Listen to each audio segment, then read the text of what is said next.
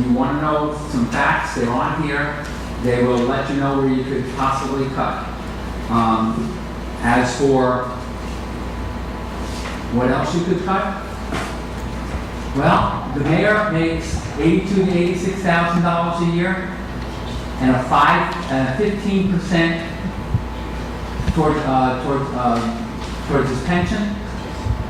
I think that's excessive. I think anybody making over 5% in their pension plan in today's world is very excessive.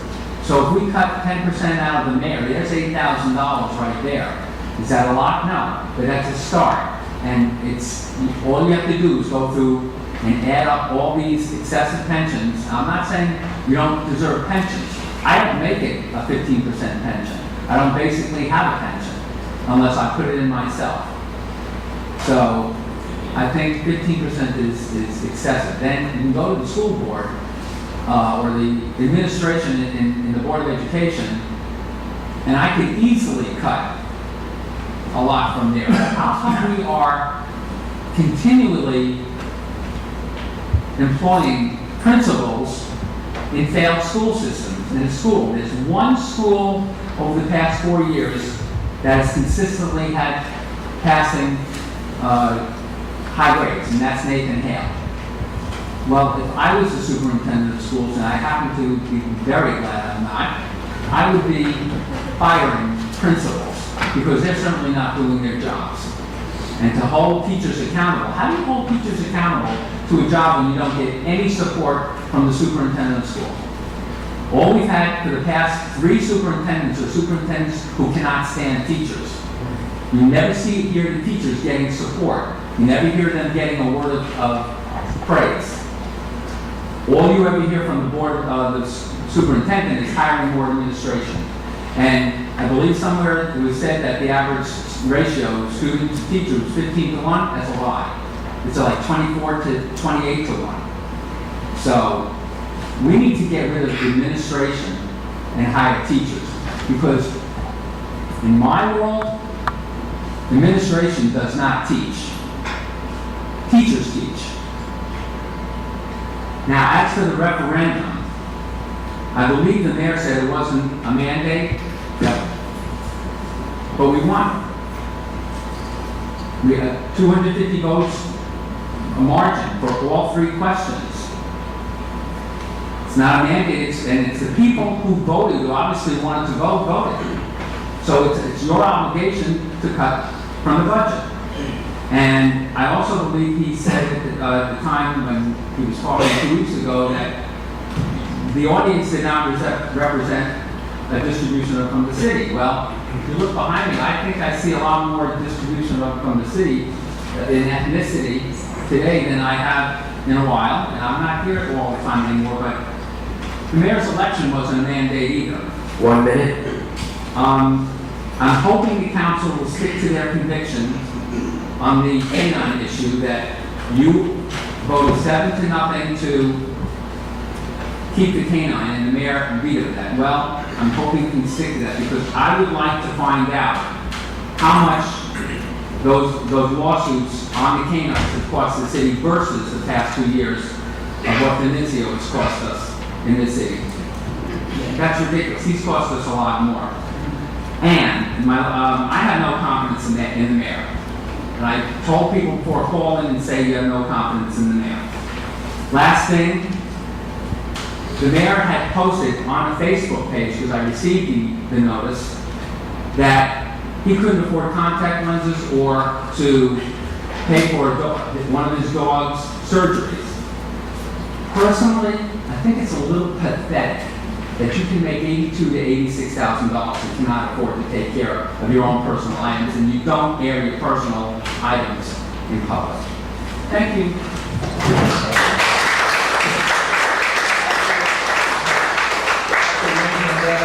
Is Megan Parra. Wayne Bizzetto from Chapel Drive. A couple of years ago, the city got hijacked. Don't let the city of London get hijacked again with a veto from the mayor. Public safety is falling apart in the city. The cops are banging out left and right. Obviously, I've been up here talking about this before. Carl touched on dirt bikes. When dirt bikes aren't back in New London, dirt bikes are a huge problem in New London, an enormous problem, and it's out of hand.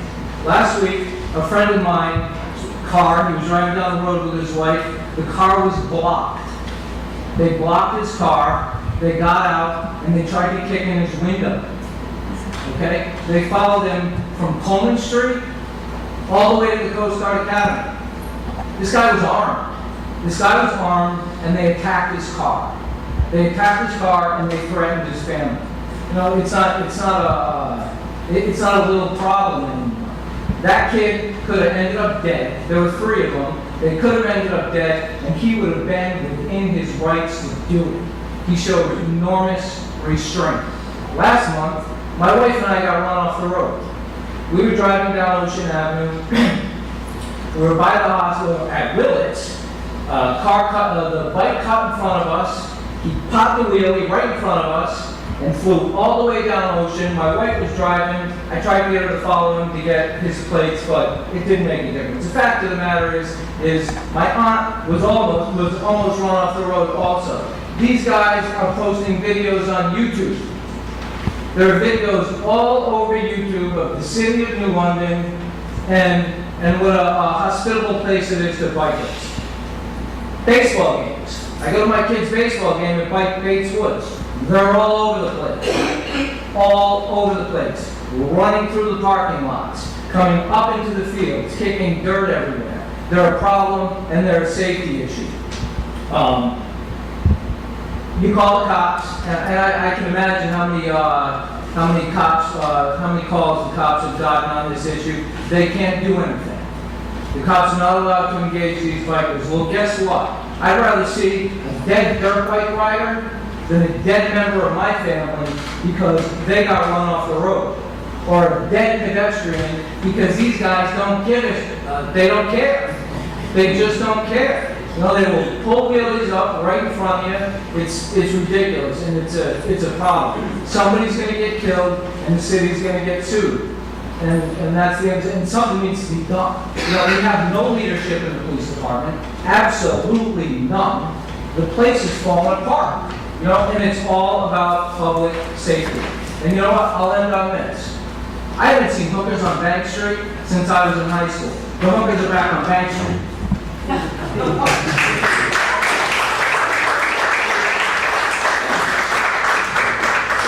David Parrott and then Kathleen Mitchell.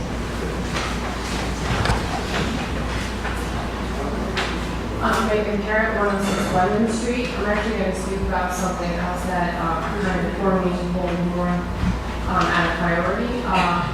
My house I reside in was built in 1870, and therefore it tested positive for lead. My son had a level of 44. 45 is chelation, at 5 shows developmental issues. My son had 44. When we reached out to friends, everybody living in London. London is a historical area. It's pretty old. Every place we went to, there was a threat of lead.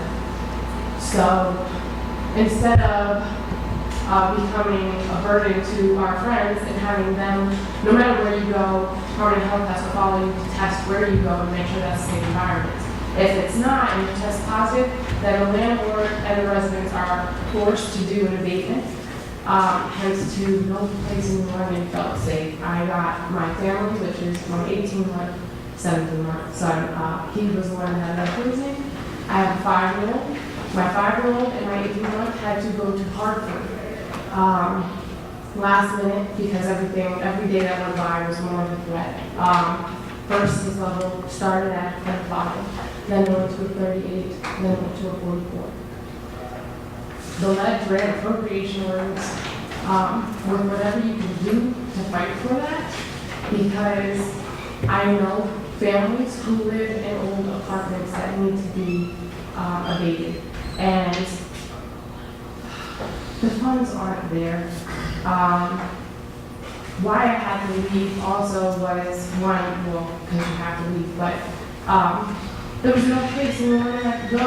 And the funding that's available for lead, if you could be passed for a grant, is only for a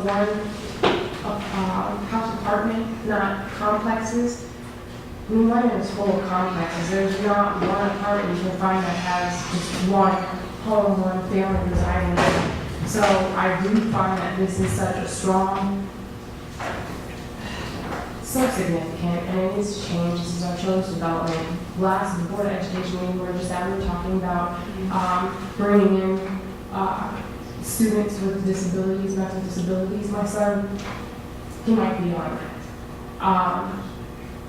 That's a significant amount of money that's being burned to you guys, but that's my son and that's his development. And there are chances that other people are being exposed, other children. I look at my 17-month thing and think that I just went into an apartment, I had no idea, and how many people do know but don't have the funds. When I spoke to the health department, they said a lot of times people are forced to sell their homes because they cannot afford this. So this needs to be spoken on. There needs to be changes in this to allow people with multiple apartments to be eligible. I'm going to stop there because I might cry. I would like to talk about, if we're going to speak about the budget, do not cut from education.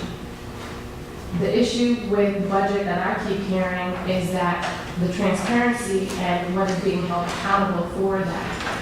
Our schools are struggling. Not promoting what I found when I was working on a community project, but I was looking into poverty, the cycle of poverty, the poverty level in New London, how many people have a college education in New London, how it all starts off with pre-K and up.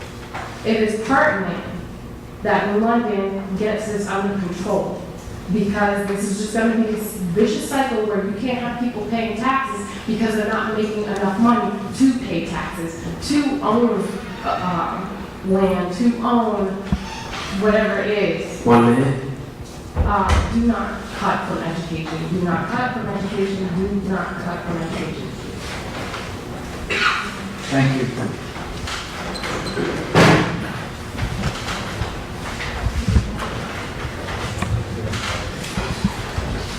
Whatever the one is, I live on prostitute, so it was me and my neighbors trying to get a ride to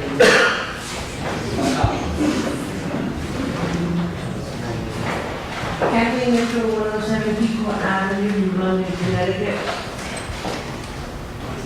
I know. I hope you vote the right way tonight. What people want to vote. Those people that elected you.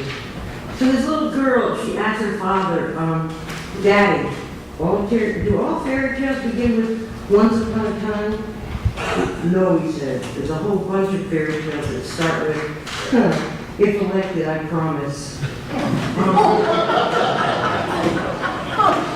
That made me think again about Harold, our mayor, his vision for New London that he revealed to the public during his mayoral campaign. He made a lot of promises in those pages, those 40 pages.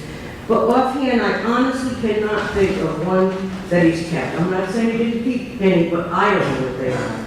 NLDC is still NLDC, even if it's called whatever it's called now. Hodges Square is still insulated from the, isolated from the rest of the city, and I don't see any big money going in there. Our police department is in shambles. The K-9 unit is for the most part gone. We don't even know where the police chief is. She could have moved to Arizona. We don't even know. Because I don't know anybody who's seen her lately. So that tells me something. You know what I'm saying? I don't even understand. The city has paid hundreds of thousands of dollars. It might be more, but math is not my strong point. We paid hundreds of thousands of dollars to get rid of experienced police officers that the mayor and or the chief didn't like. And many of our remaining officers are leaving on their own because it's just not smart to work as a New London police officer anymore. He, meaning the Daryl,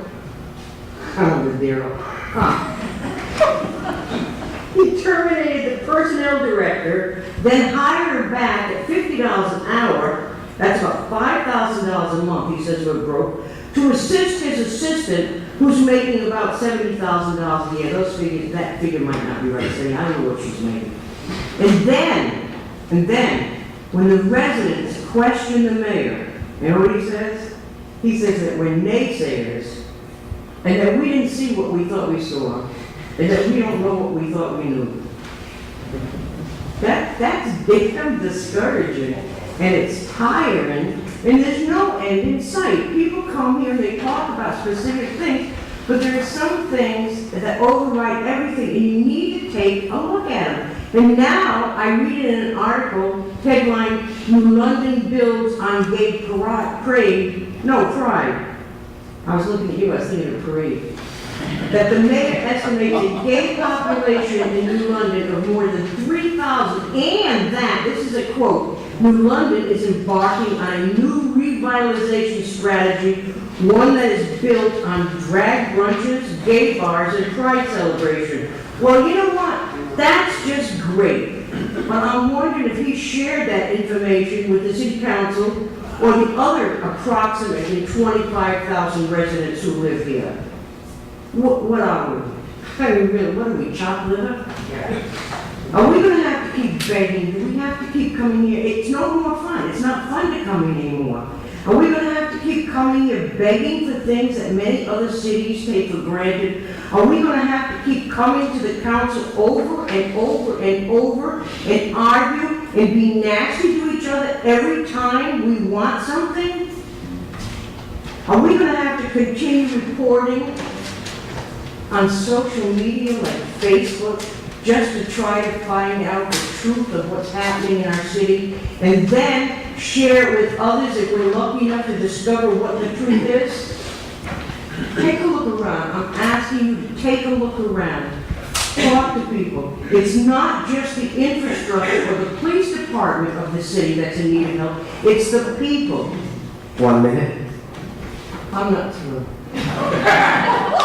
We're battling with the mayor, with the council, with each other. We don't know who to trust anymore, and we've forgotten how to be nice to each other. Somebody has to step up and put this town back together again before the damage becomes irreversible. I don't think this city or its residents can take an awful lot more of backroom deals, land places, and personal projects and preferences. And we're looking to you. You are our last avenue. We're looking to you. We elected you to represent us. We're looking to you. We are hoping that you will do that. Thank you. Thank you.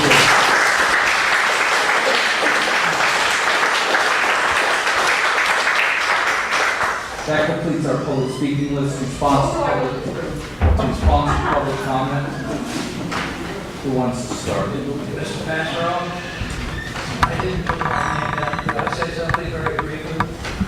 Certainly, Dr. Hayes. Dr. Hayes, Speaker Emeritus. Well, I had mixed feelings about signing up, and I decided finally I wasn't going to do it because I would just be recycling things I've said to you before. And I was just reminded a few minutes ago by one of the good souls here, whom you all know, told me something that I thought I better pass along to you. And that is, what does your mother tell you? If you can't say something good about somebody or something, don't say anything at all. So I'm not saying anything at all.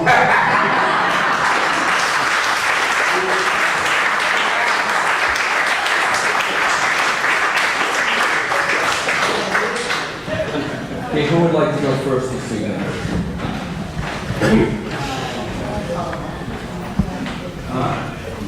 Is that you? Okay, Councilman Todd. Well, thank you all for coming to the council meeting tonight. Appreciate your attendance and your time to speak for us. Obviously, a number of issues are going on in the city right now. I do want to hit as many topics as I can, so I'll move relatively quickly.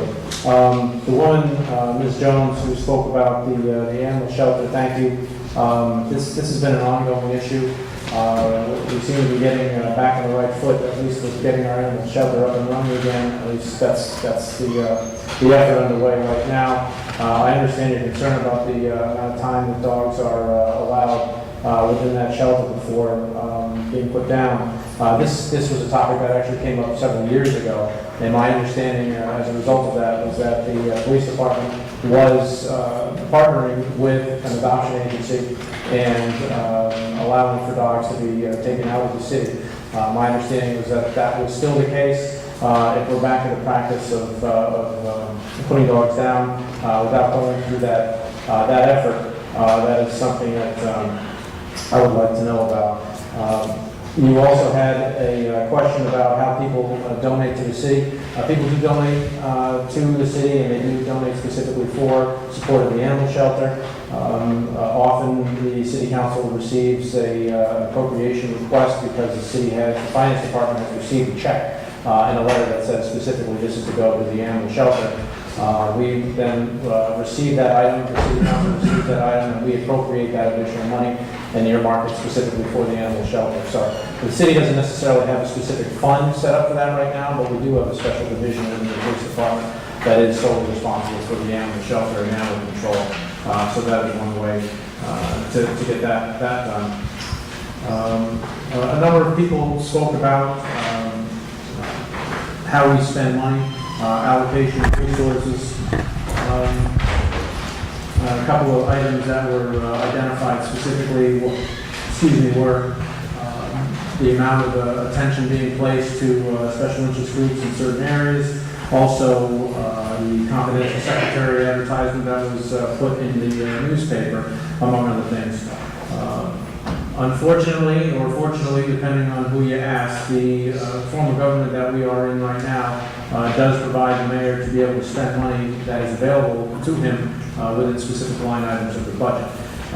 That doesn't mean that the council is powerless with regard to how money gets spent, but we do need to identify exactly where that money is going to go in specific line items if we want it to be spent in a certain way. So whenever we have a certain line item for police support in the police department, the mayor and the police department can determine whether or not that money is available to police in a certain way.